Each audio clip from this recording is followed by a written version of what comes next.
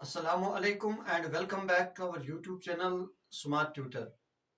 आज के इस लेक्चर में हम पढ़ेंगे एक्सरसाइज 1.4 और एक थ्योरम को सॉल्व करेंगे। एक थ्योरम को पढ़ेंगे, थ्योरम 1.5।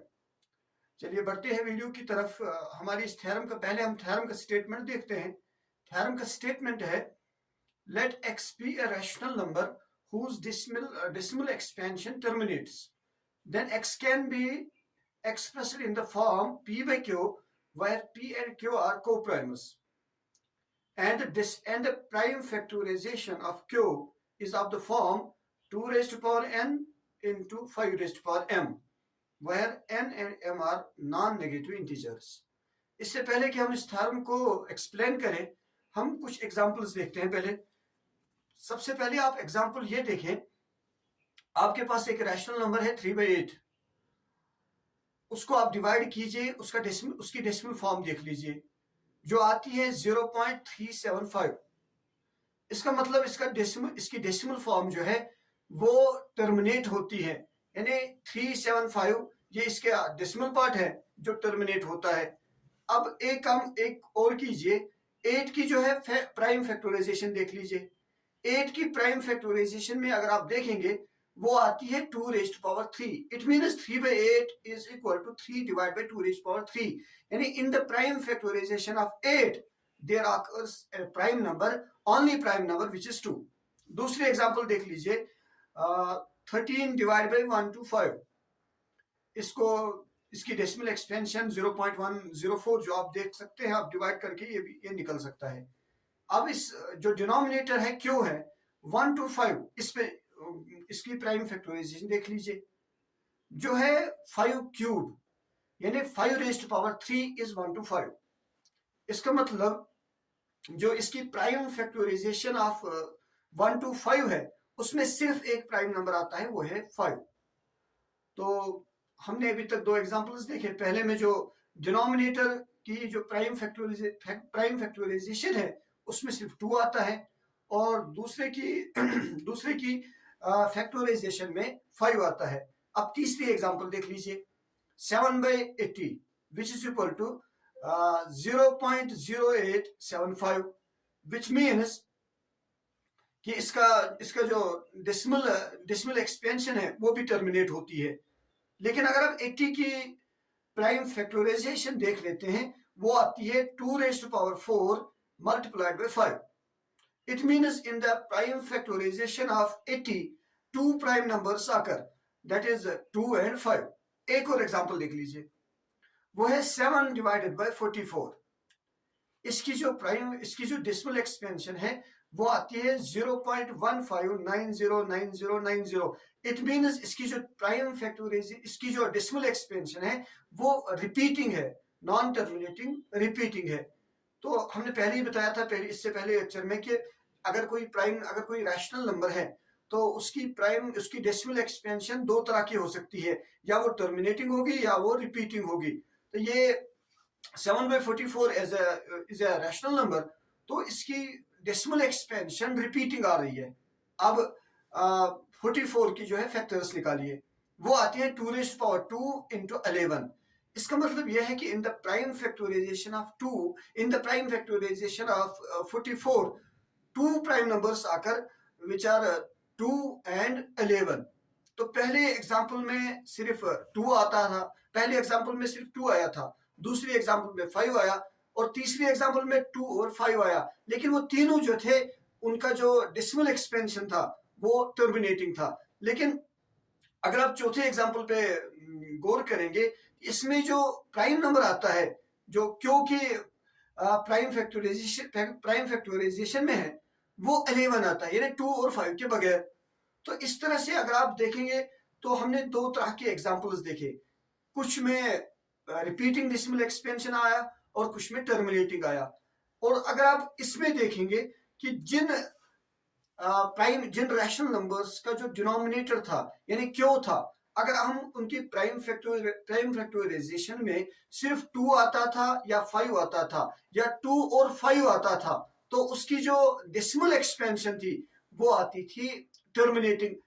और अगर 2 और 5 के बगैर कोई और आता था तो उसकी डेसिमल एक्सपेंशन क्या आती थी, रिपीटिंग आती थी। यही थ्योरम कहती है कि अगर आपके पास कोई रैशनल नंबर है और वो पी बाई क्यू फॉर्म में आप लिख सकते हैं। अब एक और चीज जो क्यू है, अगर उसकी आप प्राइम फैक्टराइजेशन निकालते हैं तो अगर उसमें 2 आता है, सिर्फ 2 आता है, तो आप विदाउट डिवाइडिंग आप बता सकते हैं कि ये जो इसकी अगर पी बाई क्यू फॉर्म में है तो इसकी डेसिमल एक्सपेंशन क्या होगी, टर्मिनेटिंग। अगर सिर्फ 5 आता है तब भी आप टर्मिनेटिंग कह सकते हैं। अगर 2 और 5 आता है, सिर्फ 2 और 5 आता है, तो इसका मतलब उसकी जो डेसिमल एक्सपेंशन है वो भी टर्मिनेटिंग होगी। और अगर 2 और 5 के बगैर कोई और आता है, यानी 2 भी आता है लेकिन कोई और भी आता है, 5 भी आता है कोई और भी आता है, यानी कोई प्राइम नंबर उसके प्राइम फैक्टराइजेशन में आता है, तो आप विदाउट कैलकुलेटिंग, विदाउट डिवाइडिंग आप बता सकते हैं कि उसकी जो उसकी जो डेसिमल एक्सपेंशन है वो रिपीटिंग होगी। तो ये आपकी थ्योरम, ये जो थ्योरम थी इसका खुलासा यही है। इसमें एक और चीज जो बहुत इंपॉर्टेंट है वो इसमें ये लिखा है कि P and Q must be को प्राइमर्स। अगर कोई को प्राइम नहीं है, यानी पी और क्यू को प्राइम नहीं है, तो फिर हम ये लॉ जो है या ये रूल अप्लाई नहीं कर सकते। ये रूल जो है वो तभी अप्लाई होता है जब पी और क्यू को प्राइम हो। को प्राइम हमने पिछले लेक्चर में देखा है, को प्राइम हम उन दो नंबर्स को कहते हैं जिनका HCF 1 हो। तो अगर आप कोई भी टू नंबर्स लेंगे, उनकी पी बाई क्यू फॉर्म बना लीजिए, उनको अगर वो को प्राइम है, क्यू की जो है फैक्टराइजेशन निकाल लीजिए, तो फिर अगर उसमें 2 आता है या 5 आता है या दोनों आते हैं, तो आप विदाउट डिवाइडिंग कह सकते हैं कि इस पी बाई क्यू की जो डेसिमल एक्सपेंशन है वो टर्मिनेटिंग है। अगर उसमें 2 और 5 के अलावा कोई और प्राइम नंबर आता है तो आप विदाउट डिवाइडिंग कह सकते हैं कि इसकी जो डेसिमल एक्सपेंशन है वो रिपीटिंग है। तो अब आपकी जो एक्सरसाइज है वो 1.4 का पहला क्वेश्चन है, without actually performing the long division state whether the following rational numbers will have a terminating decimal expansion और a non terminating repeating decimal expansion. तो पहला क्वेश्चन जो इसमें एक टेबल आप की स्क्रीन पे नजर आएगा। पहला पार्ट है 13 डिवाइडेड बाय 3125। तो आपको डिवाइड नहीं करना है, आपको सिंपली जो इसका डिनोमिनेटर है उसको फैक्टराइज करना है।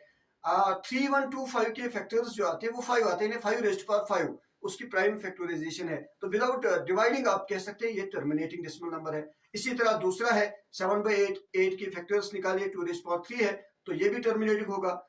और तीसरा है 64 डिवाइडेड बाय 455।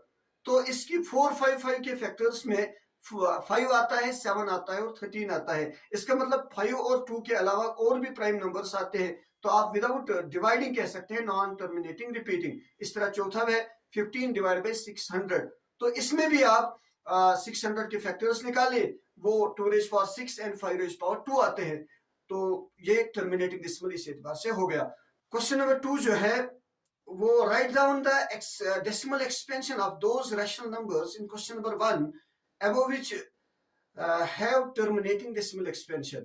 यानी जो क्वेश्चन नंबर 1 में जो आपके क्वेश्चंस दिए गए थे, पार्ट्स दिए गए थे, तो आपको उसमें से कुछ पी बाई क्यू, कुछ रैशनल नंबर्स के डेसिमल एक्सपेंशंस टर्मिनेटिंग थे और कुछ के रिपीटिंग थे।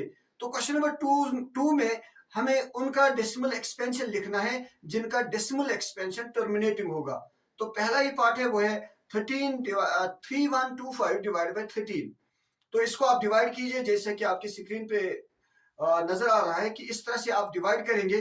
तो 13 डिवाइड बाई 3125, इसको जब आप डिवाइड करेंगे तो आपका जो कोशेंट आता है वो 0.00416 आता है। इस तरह से आप और भी क्वेश्चंस है, पार्ट नंबर 2 है, पार्ट नंबर 4 है जो 15 डिवाइड बाई 1600 है। तो इस तरह बाकी जो क्वेश्चंस है उनको आप देखें, पहले अगर टर्मिनेटिंग आता है तो फिर डिवाइड कीजिए, अगर रिपीटिंग आता है तो डिवाइड करने की जरूरत नहीं है। इस तरह से क्वेश्चन नंबर 2 भी कंप्लीट हो गया। अब क्वेश्चन नंबर 3 जो है वो है the following real numbers have decimal expansion as given below. In each case decide whether they are rational और not. If they are rational and of the form P by Q, what can you say about the prime factors of Q? नीचे कुछ decimal numbers दिए गए हैं, आपको इनमें से बताना है कि रैशनल नंबर कौन है और इरेशनल नंबर कौन है, यानी कौन रैशनल है और कौन नहीं है। तो जो रैशनल है और उसको हम पी बाई क्यू फॉर्म में जनरली ऑब्वियसली जो भी रैशनल नंबर होता है उसको हम पी बाई क्यू फॉर्म में लिख सकते हैं।